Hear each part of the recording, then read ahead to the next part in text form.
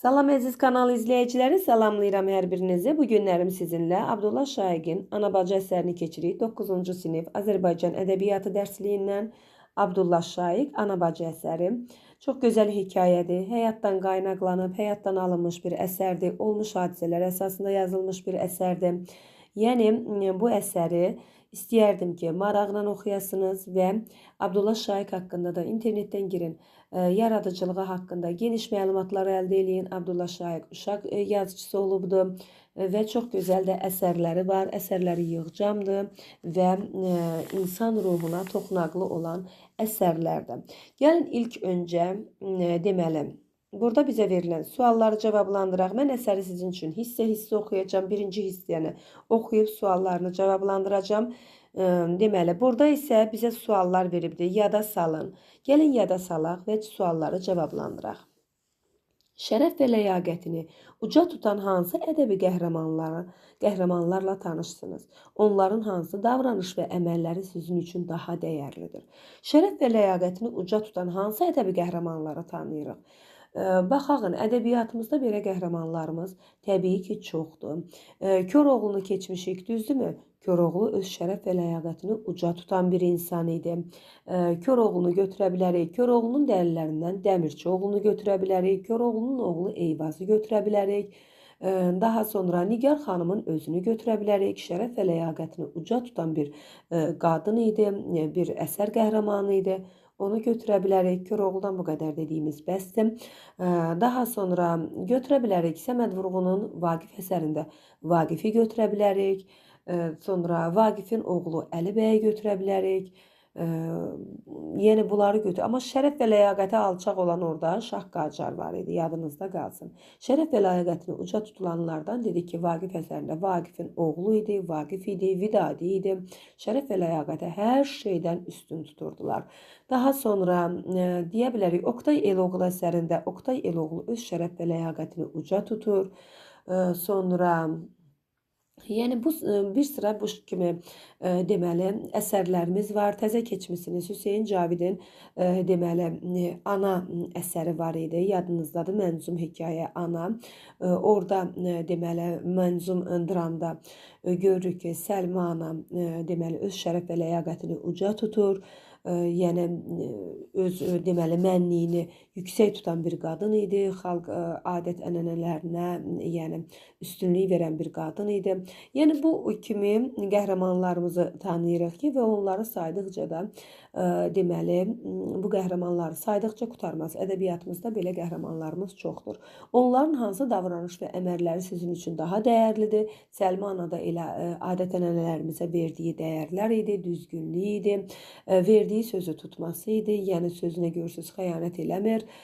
Sonra insanın yəni öz sözünün düzgünlüyünü, bütövlüyünü tutmasıdır. Daha sonra düşünün deyir. Düşünün hissəsində nədir? Şərəf və ləyaqətini qorumaq üçün insanda hansı keyfiyyətlər olmalıdır? Sizcə insanda şərəf və ləyaqət deyirik ya, bu daxildə olan insanın müsbət keyfiyyətləridir. Şərəfi, ləyaqəti, namusu, bunlar vicdan deyilən bir şeylər. İnsanın müsbət keyfiyyətləridir. Yəni bunları qorumaq üçün insanda hansı keyfiyyətlər olmalıdır? Təbii ki, insan ilk növbədə dürüst olmalıdır, düzgün olmalıdır, səmimi olmalıdır, xəyanət etməməlidir, cəsarətli olmalıdır, öz yerini bilməlidir. Təbii ki, bu kimi keyfiyyətlər insanı daha şərəfli və ləyaqətli edir. Deyir, dəvət olunmayan yerdə görünməməlidir. Bu kimi deməli keyfiyyətlər insanı daha da üstün tutur. Oxuda aydınlaşdırın deyir və oxuda aydınlaşdırmaq üçün təbii ki, bunu oxuduqca aydınlaşdıracaq. Tanış olmayan sözlərin mənasını deyir, lüğətdən tapın. Təbii ki, lüğətdən istəsəniz istifadə edə bilərsiniz. Mən oxuduqca bilmədiyiniz sözlərin mənalarını sizə izah eləyəcəm. Əsərin bədii təsvir və ifadə vasitələrini müəyyənləşdirin. Onu da təbii ki, oxuduqca edəcək. Gəlin başlayaq Ana-bacı əsəri. Birinci hissə oxumağa başlayırıq. Yenə xahiş edirəm sizdən kanala abunə olmadan baxanlar. Çox xahiş edirəm ki, kanalımıza dəstək olmaq üçün abunə olun. Çünki videolarımız davamlı gəlir və bu dərsləri qaçırmayın. Çox gözəl dərslərdir. Ədəbiyyata, yəni marağınız olsun. Ədəbiyyat sizin leksikologiyanızı zənginləşdirir. Danışığınızı, söz ehtiyatınızı daha da zənginləşdirir. Sizin dünya görüşünüzü zənginləşdirir. Ana bacı, deməli, məşğələmdən geri dönürdüm. Məşğələmdəndir, geri dönürdüm. Gecəki yağışın çuxurlarında, gölməçələr yatağında ensiz bir səki ilə gedirdim. Bu vaxt qarşıma arıq, yamaqlı bir çarşaba bürünmüş qadın çıxdı. Çarşab deyərsiniz nədir? Yenə deyirəm, bilmədikcə yazın. Deməli, çarşab nədir? İndiki deyirik ki, çadıra bürünənlər var. Məsələn, İranlılar kimi də çadıra bürünürlər, belə gəzirlər ayaqlarının üzündən qara çadır. Bax, o çarşabdır. Çarşaba bürünmüş qadın çıxdı. 60 yaşlarında olan bu qadın çarşaba altından damarları görünən sümüklü əli ilə mənə bir kağız parçası uzadaraq, oğlum, al bu kağızı oxu, gör kimə çatacaq, dedi. Bu sözləri elə yanıqlı bir səslə, elə miskin bir tərzdə dedi ki, ürəyimdə hiss etdiyim ağrıdan bütün vücudum titrədi. Gözlərim dərhal gözlərinə dikildi. Ruhunun, qəlbinin iki dumanlı pəncərəsi olan o donuq, o sönük gözlər 60 illik səfil həyatının acı, fırtınalı tarixindən nələr söyləmirdi. Deməli, baxın, əsər verilər sizə, deyilər ki, diqqətlə oxuyun da əsəri. Əsər diqqətlə oxumaq lazımdır. Niyə görə? Çünki mətn tapşırıqlarda işləyirik də. Ona görə daha diqqətli olun. Verilər ki, qadının yaşı bilinmirdi. Qadının yaşı bilinir. Neçə yaşı var? Deyir ki, 60 yaşında da, düzdür, 60 illik səfil həyatı. Səfil nədir? Yəni, kasıb bir həyatda yaşayıb da. Kasıblıq, yəni onun elə simasından yağır, üzündən, gözündən, geyimindən yağır. Qadının yaşı bilinirmi? Bəli, bilinir. İki yerdə gördük. Görürsünüz, burada 60, yuxarıda da 60 yaşlarında olan. Deməli, 60 nələr söyləmir? Deyir, bu 60 illik səfil həyatının acı fırtınalı tarixindən nələr söyləmirdi? Yəni, elə üzünə baxanda onun acı həyatı söylənilir də. 60 xəzanın şahidi olan o şikayətçi gözlər həyatın uçurumlu və tikanlı yollarında yıxıla-yıxıla süründüyü zaman ona daş qəlbi ilə laqeyd baxan milyonlarla gözlərə nələr anlatmırdı. Yəni, bu qadının deməli, baxışları, laqeyd baxan, deməli, daş qəlbi ilə laqeyd baxan milyonlarla gözlərə deyir, nələr anlatmırdı. Laqeyd baxan qadın özü deyil. O qadının o hərəkəti, qadının o, yəni simasına, qadının o kasıblığına, qadının o cür vəziyyətə düşməsinə laqeyd baxan insanlardan gedir ki, onun o cür gəlib vəziyyətə düşənə qədər, yəni insanlar laqeyd olublar da, o insanlardan danışır. Qadının özünün laqeydliyindən danışmır. Deyirsiniz, müəllimə, laqeyd baxmaq nə deməkdir? Laqeyd baxmaq, yəni soyuq davranmaq, soyuqluq, mənfi bir gedir. Laqeydlik var. Mən sənə qarşı laqeydəm. Yəni, mən sənə qarşı soyuğam deməkdir. Soyuğam. Yəni, mənim sənə qarşı maraqlanmıram səninlə, sənin heç bir işinə qarışmıram. Sən, yəni, ölsən də, qalsan da mənim üçün maraqsızsan. Bu şəkildə laqeyd yanaşıram sənə. Bu deməkdir. Milyonlarla gözlərə nələr anlatmırdım. İndi burada belə bir sual verir bizə. Gəlin, oxuduqca suallara baxaq. Deyir, yazıçının əhvalatı danışanın sarsılmasına səbəb sizcə nədir? Yazıçının. Yazıcı kimdir? Əhvalatı danışan təbii ki, yazıçının özüdür. Yadınızda qalsın. Əhvalatı danışan yazıçının özüdür. Bunu olmuş bir hadisə əsasında yazıb da. Yazıçının özü danışır. Deyir ki, əhvalatı danışanın sarsılmasına səbəb sizcə nədir? Sarsılmaq nədir? Yəni ki, üzülməsinə səbəb sizcə nədir?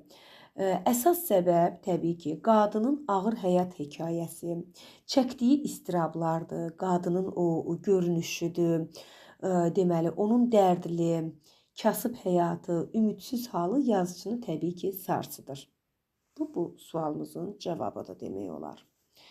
Daha sonra deyir ki, təzədən bizə belə bir sual verir ki, yaşlı qadın haqqında sizdə hansı təsəvvür yarandı?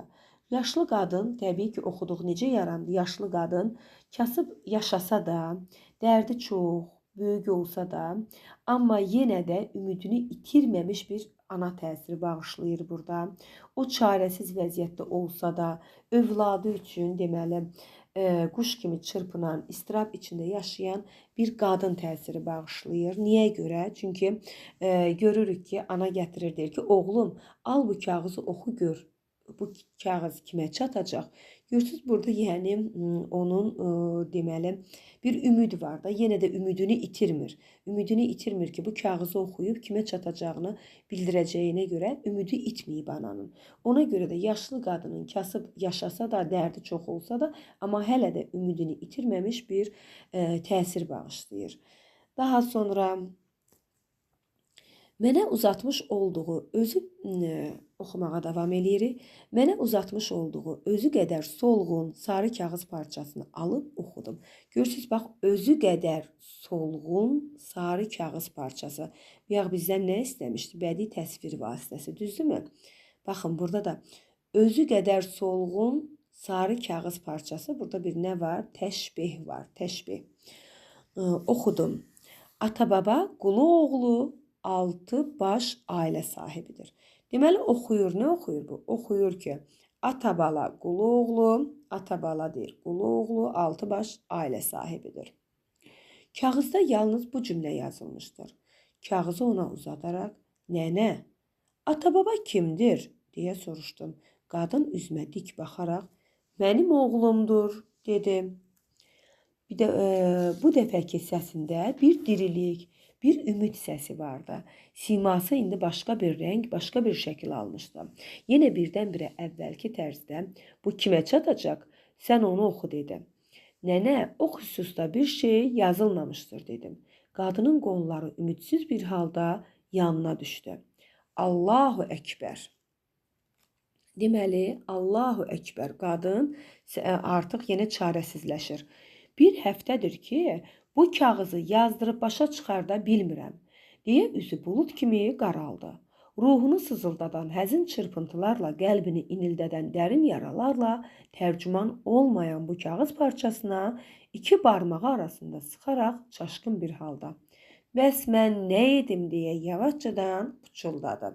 Çarəsiz qaldığı göstərilir ki, bəs mən nə edim deyir, yavaşcadan nə edir, pıçıldayır. Bəs mən nə edim deyir. Deməli, burada belə suallar qoyub bizə. Qadının səsindəki, simasındakı dəyişikliyin səbəbini necə izah edərsiniz? Görürsünüz, baxın, qadın burada deyir ki, mənim oğlumdur. Bu deyəndə ki, ata-bala kimdir soruşanda, o da deyir, mənim oğlumdur. Bir ümid yaranır burada. Hə? Bir ümid yaranır da. Ümidlənir ki, hə, deməli burada nəsə də var, oxudu, oğlumun adını tapdı, oxudu. Qadın bir ümidlənir. Deyəndə ki, bu kimə çatacaq, sən onu oxu. O da deyir ki, bu xüsusda bir şey yazılmayıb deyə mən deyə bilmirəm. Bu xüsusda deyəndə, yəni bu haqqında. Xüsus sözü nə deməkdir? Haqqında deməkdir. Bu haqda, yəni heç bir şey yazılmayıb deyəndə qadının qolları ümidsiz halda nə edir? Yanına düşür. İndi deyir ki, qadının səsindəki, simasındakı dəyişikliyin səbəbini necə izah edirsiniz? Necə izah eləyə bilərik? Təbii ki, əvvəl qadının səsində bir ümid var idi. Yəni, deməli, gözlədiyi, sanki o oğlan, gözlədiyini oğlan həll eləyəcəkdi. Lakin bir şey olmadığı üçün, məktubda onun ümidi, məktubda bir şey olmadığı üçün, bir şey yazılmadığı üçün onun ümidi sarsılır.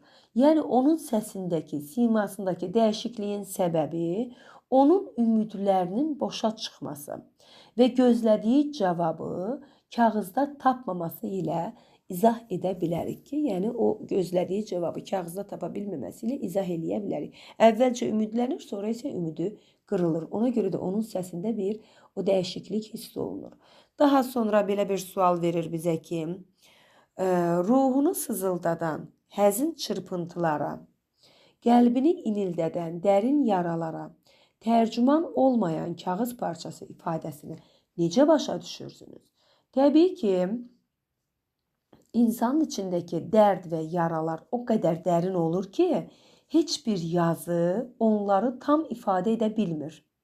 Bir kağız parçası bu dərdi, deməli, hissin böyüklüyünü həqiqiliyini əks etdirə bilmir. Bu şəkildə başa düşürük ki, yəni heç bir kağız bu dərdin böyüklüyünü, bu hissin böyüklüyünü, həqiqiliyini, acısını heç bir kağız parçası əks etdirə bilməz.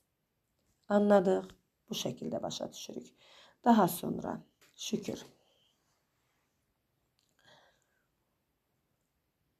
Kanala abunə olmağı yaddan çıxartmayın. Daha sonra Səfalətin canlı bir hekayəli olan o qarının almış olduğu vəziyyəti məni də çaşdırdı. Səfalət nədir? Yəni bu kasıb yaşamağında, kasıblığın səfalət odur. Ona baxaraq düşündüm. Bu zavallı qarı 60 illik ömrünün acı fəlsəfəsinin xülasəsi olan o ifadəni neçə dəfə təkrar etmişdi. Yəni baxın, bəs mən nə edim sözünü deyir, görün neçə dəfələrlə təkrar etmişdi. Yəni neçə dəfələrlə o çıxılmaz vəziyyətdə qalmışdım. Bəs mən nə edim? Neçə dəfə bu dumanlı, qaranlıq sual cavabsız qalaraq ürəyinin dərin güşələrinə gömülmüşdü. Gömülmüşdü, yəni bastırılmışdı da, bilirik ki, türklərdə də var gömmək sözündən. Bəs mən nə edim? Neçə dəfə bu kar və dilsiz mühitdən bu acı sualına cavab ala bilməmişdim. Bu kar və dilsiz mühitdən acı sualına cavab ala bilməmişdim. Gəlin elə bu sualı yerindəcə cavablandıraq. Kar və dilsiz mühit deməklə yazıcı hansı niyyətini ifadə etmişdir? Kar və dilsiz mühit deməklə, yəni ətraf mühit, insanlar, cəmiyyət onun sualına, dərdinə, istəyinə cavabsız və biganədir. Bayaq dedim ha, laqeyddir. Baxın o şəkildə.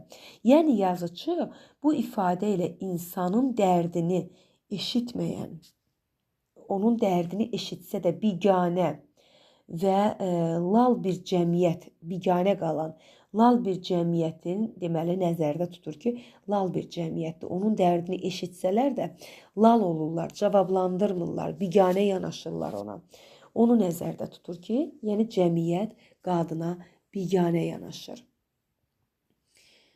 Hələ bu qarı tərəddüdlü və çaşqın vəziyyətdə deməli qarşımda durur.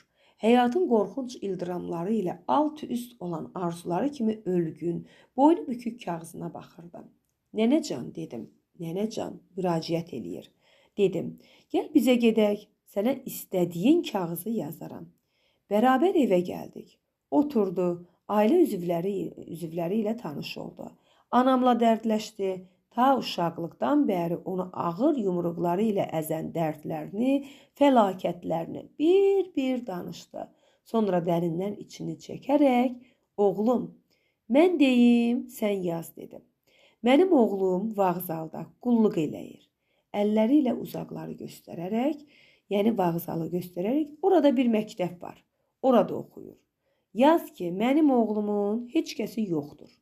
Mən 2 qızımı, 2 də nəvəmi saxlayıram. Deməli, baxın, 2 qızımı, 2 də nəvəmi saxlayıram. Deməli, 2 qızı var oğlundan başqa, bir də 2 nəvəmi saxlayıram. Sənin başın üçün 3 aydır naxoşdur. Üşüdüb qızdırır. Deməli, kimdən gedir söhbət? Oğlundan gedir. Oğlundan gedir ki, atabala dedi ha biyaq. Ondan gedir ki, 3 deməli aydır ki, 3 aydır bunun oğlu deməli qızdırıb, üşüdür, naxoşdur. Nənə, bu ərzəni oraya nə üçün verirsən? Qulluq versinlər. Vağzalda oğlun nə işdədir? Onu bilmirəm. Bu kağız kimə veriləcək? Naçalnikə. Hansı naçalnikə? Mən oxumuş adam deyiləm. Onu sən bilirsən. Yaxşı. Sən naçalniki tanıyırsan. Nənə, naçalnik çoxdur. Hansı naçalnikə yazılacaq? Onu bilməliyik dedim. Dərin bir sükut. Dərin bir sükut. Baxın indi. Deyir, söhbətin belə məzmun almasının səbəbini nədə görürsünüz? Yəni, bu şəkildə bir məzmun almasının səbəbini biz nədə görürük? Çünki, baxın, burada deyir dərin sükut. Baxın, görürsünüz, dərin sükut. Niyə dərin sükut baş verir bu cür diyaloqdan sonra? Çünki, Yəni qadının çaşqınlığını göstərir. Qadın çaşır qalır. Çünki savadsız da axı, ona görə də çaşır qalır. Nə cavab verəcəyini bilmir. Söhbət ona görə belə bir məzmuna gəlir çıxır ki, qadın savadsız, məlumatsız, həm də çarəsiz biri idi. Ona görə də söhbət bu hala gəlir çıxır. Nənə, sən get evə. Oğlundan bunları öyrən. Birinci, bu ərizə kimə veriləcək? İkinci, baxın, bax nə suallar, nəyi öyrənəcək? Testdə düşər, qalarsız sonra belə, diqqətli olun. Birinci, bu ərizə kimə veriləcək? İkinci, oğlun nə istəyir və harada istəyir? Nə istəyir və harada istəyir? Sabah bu zaman gəl, kağızını yazaram. Qoca qadın sustu. Niyə sustu? Çünki artıq bir neçə adama müraciət edib, hələ cavab yaza bilmirlər də, yəni bilmirlər kimə nə yazsın. İndi yenə bu maraqlanır, digərləri maraqlanmır ümumiyyətlə. Biraz düşündükdən sonra başını qaldırıb dedi. Sözüm yoxdur, ancaq bilmirəm, bu ərizənin başında nə var ki, bugün 10 gündür ki, yazılıb başa gəlmir. Deməli, 10 gündür yazıq qadın bu ərizəni əlinə alıb düşüb küçələrə. Əlindəki köhnəlmiş kağız parçasını göstərərək, bax bunu bir nəfər bir həftəyə yazıb mənə verdi. O da deyirsən ki, bir işə yaramır. Bir həftə gəzəndən sonra bu kağızı yazıb veriblər, orada da heç nə yazılmıyor. Bir dənə elə atabala yazılıb, adı yazılıb və salam. Bu da deyirsən ki, heç nəyə yaramır. Nənə, onu kim yazıbdır? Nə bilim, sənin kimi bir oğlan. Nənə, get bunları öyrən, gəl. Sabah kağızını yazaram. Nə bilim, ömrün uzun olsun. İndi deyirsən sabah gəlim, yaxşı, zəhmət verdim, sağ ol. Bura qədər dedi qadın, yəni birinci hissəmiz burada bitdi. Deməli, bir də qısaca sizə deyim, nədən gedir söhbət? Danışan müəllifdir. Müəllif deyir ki, məşğələdən geri dönürdüm. Gecə vaxtı idi deyir. Məşğələ deyəndə deyəsiniz, nədir məşğələ? Yəni indi deyirsiniz ki, hazırlığa gedirik, hazırlıqdan gəlir ya. O cür. Yəni deyir, məşğələdən geri dönürdüm. Yağışda deyir, yağışın çuxurlarda, yağış deyir, gölməçələr yaratmır yerdə. Elə bir yerdən keçəndə səkidə deyir, bir qadın gördüm, arıq, çarşaba bürünmüş, solğun, yəni 60 yaşlarında olan bir qadın idi. Bu qadın bir kağız parçası çıxardır, deyir, damarları görünən bir əli ilə çarşabının altından uzadır mənə ki, ay oğlum, bir buna bax, gör bu kağız kimə çatacaq. Mən də deyir, baxdım, gördüm, heç nə yazılmayıb ora. Bir kəlmə dedim ki, atabala kimdir? O da dedi, mənim oğlumdur. Və qadın deyir, biraz ümidlənir və deyir ki, gör bu kimə çatacaq. Nədir? O da deyir, burada başqa bir şey yazılmayıb da, bu xüsusda bir şey yazılmayıb, kimə çatacaq, məktub nədir, nədən danışılır, heç bir şey yazılmayıb. Sadəcə burada atabalanın adı var. Ona görə qadını götürür, gəlir evinə, qadında bir ümidsizlik yaranır və oğlanın qadına yazığı gəlir, götürür, gəlir evə. Qadın hansı sualı verir öz-özünə? Bəs mən nə edim? Bu sualı deyir, görəsən neçə dəfələrlə bu 60 il müddətində öz-özünə bu qadın verirmiş, deyir. Bunun üzündə deyir bu suallar, sual artıq onun üzündə, simasında yazılıbdır, deyir. Qadına yazığı gəlir, götürür, gəlir evinə. Qadın neyniyir? Gəlir onun anası ilə dərdləşir, onun uşaqlığından danışır, başına gələn fəlakətdən, dərdlərdən danışır. Qadın yəni onun anası ilə dərdləşir. Sonra oğlan ondan sual-cavab eləyir və görür ki, sual-cavab əsasında qadın heç nə bilmir, hansı naçalnikə gedəcək bilmir, məktub kimə yazılacağını bilmir. Odur ki, neyniyir? Deyir ki, ana deyir, nənə deyir, sən get evə və bunları oğlundan öyrən. Gör oğlun kimə göndərməlidir, hara göndərməlidir. Bax deyir ki, bunları öyrənəndən sonra gələrsən. Bu da deyir 10 gündür ki deyir məktubu deyir mən yazdırıb başa çıxa bilmirəm. Bir həftədən sonra bir nəfər bu kağızı yazıb verib mənim əlimə deyir. Sən də deyirsən ki bu kağız düz deyil. Yaxşı da deyir nə deyirəm gedim öyrənim gəlim. Qadın gedir evinə ki öyrənsin və ikinci hissədə təbii ki qayıdıb gəlib olar görüşməlidir. Bu bizim birinci hissəmiz və birinci hissəyə aid olan suallarımız. Növbəti videoda görüşərik. Sağ olun. Videonu bəyənməyi, paylaşmağı yaddan çıxartmayın. Əgər belə videolarımızın davamlı gəlməyini istəyirsinizsə, təbii ki kanalımıza abunə olun və videolarımızı bəyənin. Sağ olun.